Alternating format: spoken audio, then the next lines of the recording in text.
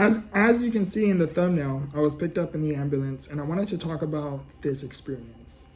For those of you who have been keeping up with my content, you will know that I have been on and off with my respiratory since December, really, and this experience just happened to, it was just a fight that I seemed I was losing. So I ended up having to get picked up in the ambulance and having to go to the hospital. The reason why I ended up getting picked up in the ambulance is because me being me, I personally am one who, when he is feeling under the weather, he tries to get better at home with taking his medication and taking his treatments and doing what he knows he needs to do to prevent him from getting worse. And that's what I do when I try to get better here at home. Anyhow, there was one particular experience last year, and I believe it was August, maybe it was 2 years ago in August. Anyhow, one particular month where I ended up feeling a particular way, and it was a fight that I kept losing in a sense with my respiratory. And to put it in perspective, is I was very congested, I was wheezing, I was coughing a lot, so much congestion where it was really hard for me to breathe. So what I ended up having, me being me, again, trying to get better at the house, I kept downplaying the issue a lot. I tend to do that quite a bit, especially when it comes to my health. I was downplaying it a lot, and I kept telling those around me, I'm fine, I'm getting better, like I'm okay. As days started to get to progress, there was one particular moment where I was in the middle of my treatment, literally in the middle of my treatment, and my twin sister, I call her my little sister because I'm older by a minute. Anyhow, she ends up coming into the room, and she's just checking on me, see how I'm doing while I'm in the midst of doing my respiratory treatment, my breathing treatment. And she's asking me, how are you feeling? And I'm like, I'm fine, and I'm downplaying it. And out of nowhere, all I felt was just me, like, the best way I can describe it, it was just me like sinking into this area in a weird, and I don't really know how to put it into words, but anyhow, I was like, I'm fine, I'm okay, and boom, I ended up collapsing right in the middle of my treatment. Of course, that was a scary experience. I collapsed, I blacked out, only for a few seconds. It was very lightly. I remember my twin sister yelling, calling for mom, saying, Mom, Mom, and then of course Mom rushes in, and it was my twin sister and my mom grabbing my shoulder, trying to wake me up, Victor, Victor, Victor, I ended up waking up. To cut it short, I ended up going into the hospital, and I think I was admitted that time for maybe a week, maybe two. I can't remember how long it was.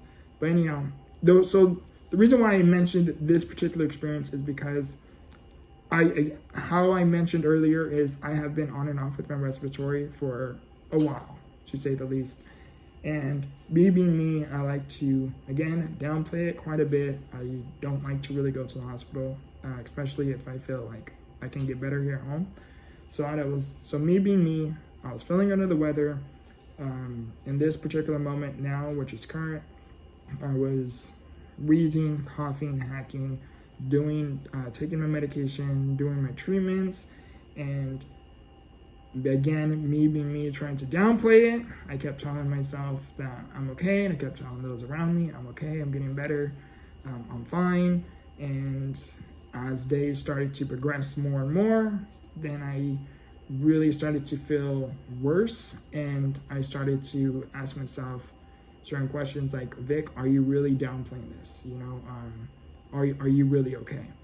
And so I started to become mindful, especially because of this past, of that recent experience I told you about, how when I had collapsed, and the way I was feeling, I felt that I was feeling very similar to that moment, except I just didn't want it to get to that extent. I didn't want to downplay it and keep downplaying it until I collapse again, because who knows, it could become critical, especially in my case with my disability with my disability, it makes it a harder fight.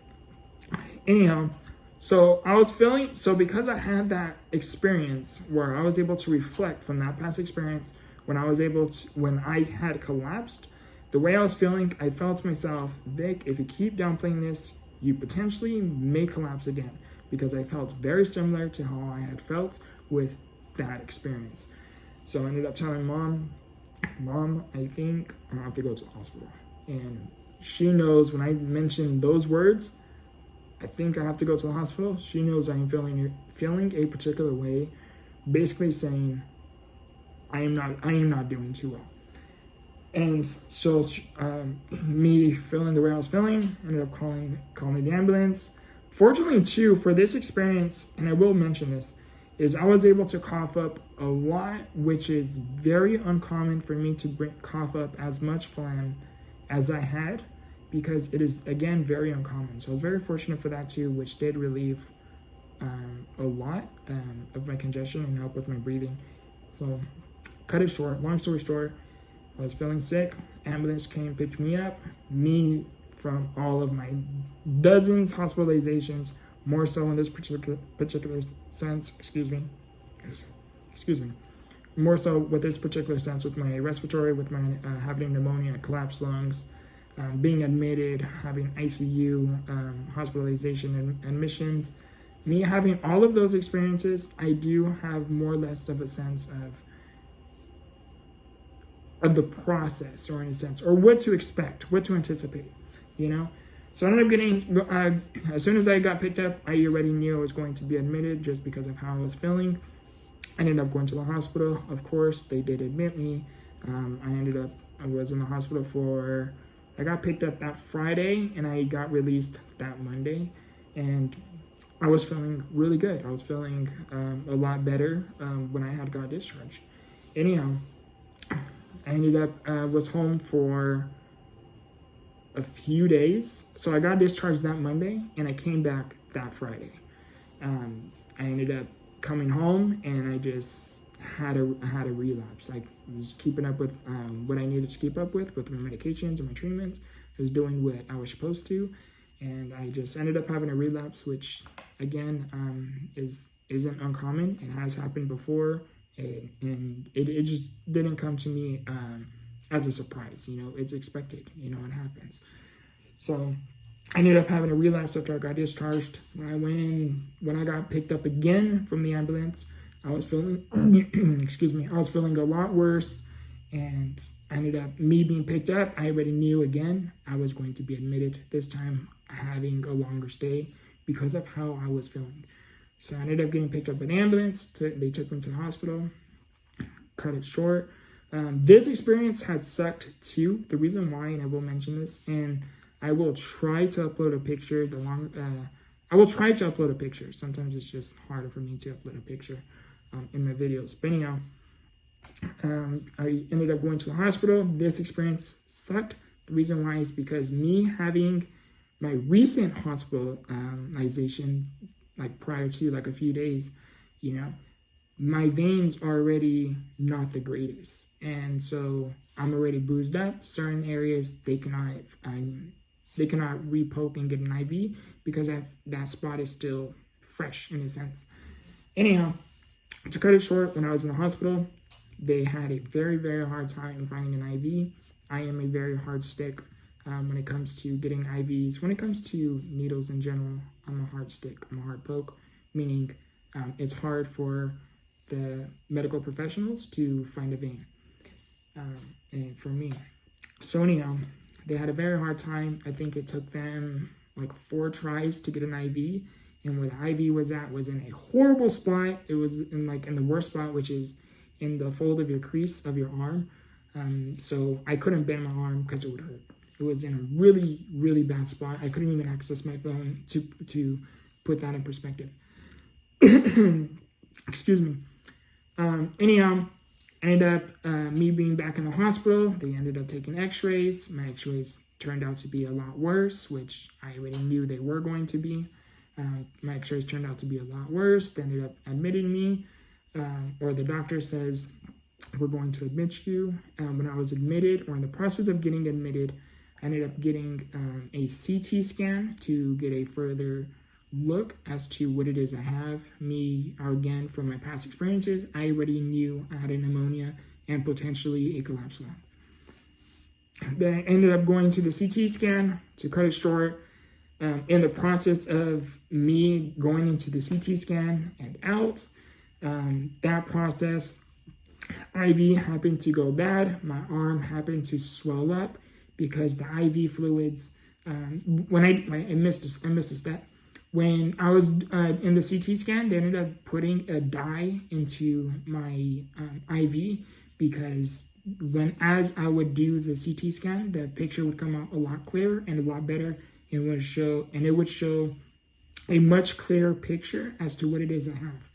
So when they started to try the dye, IV happened to go bad. The dye wasn't going into my vein. It happened to go into my tissue, which then causes my arm to swell up like a balloon, to say the least.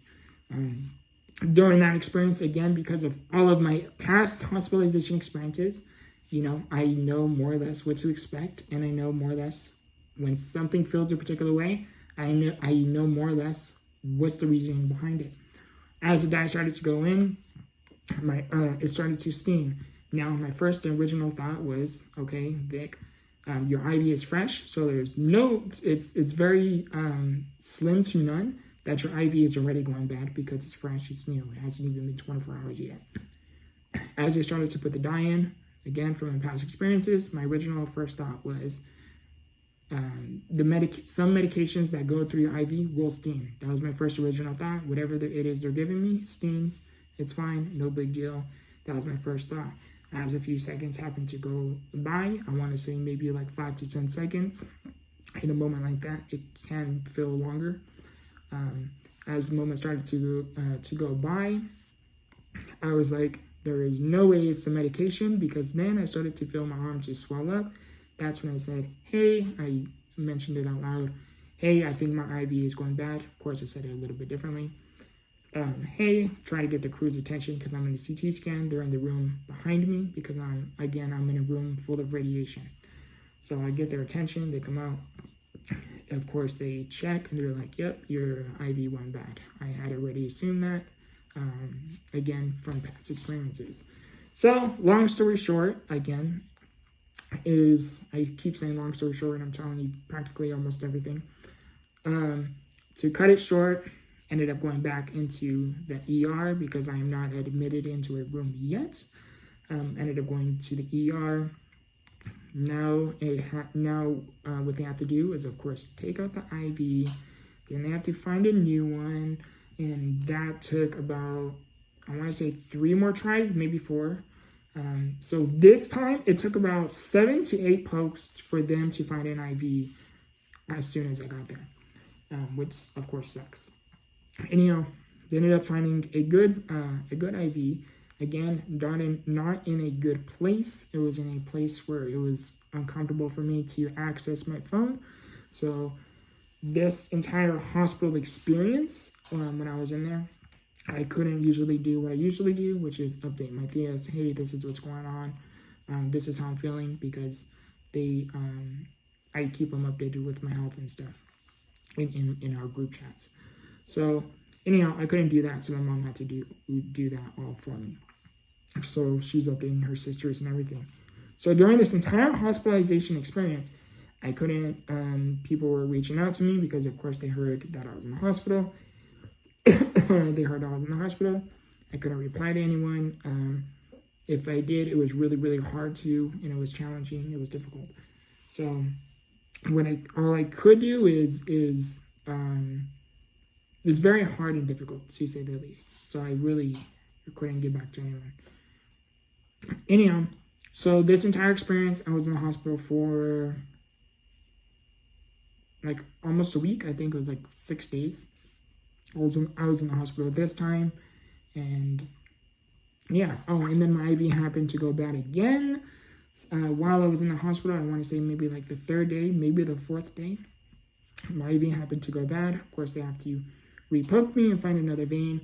Fortunately, I must say this medical professional was God sent, because she happened to get a really good vein with 1 shot, which again is not common for me to get an IV, especially an IV with 1 poke. It's much harder to get an IV with it's much harder to get an IV than it is to do lab work. Just the way how they have to feed the catheter through the vein when it comes to an IV. Anyhow, that was this hospitalization experience. As I came home, how is my health now? How am I doing now? I came home after, again, like 5-6 days. I came home, I'm still congested, I'm still coughing. I still have a pneumonia. My lung wasn't collapsed, which is a good thing. Well, partially my lung is always going to be collapsed just because of my severe scoliosis.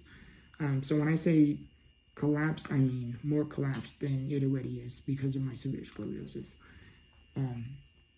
Anyhow, so I came home. I'm still coughing. I'm still wheezing. I'm still coughing, wheezing. I still have congestion.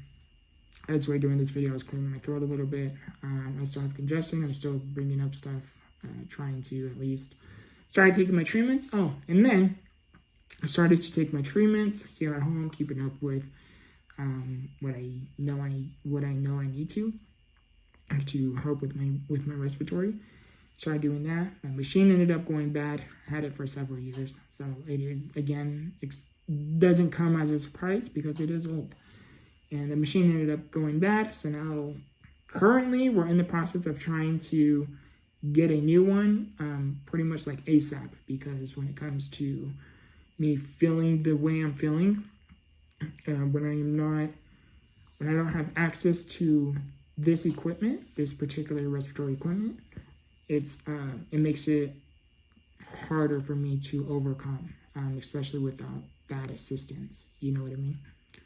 Anyhow, so I wanted to mention that too about this entire experience. I thought it would be informative, and I too wanted to document this part of the journey so that way when I reflect back on my channel, I can be like, oh, I remember that. You know, maybe when I'm writing the book and I reflect off of my journey, you know, this will say, oh, you know, I could talk about this experience more in depth, you know, and talk about certain things. So I thought it would be cool to document as well on my personal YouTube channel.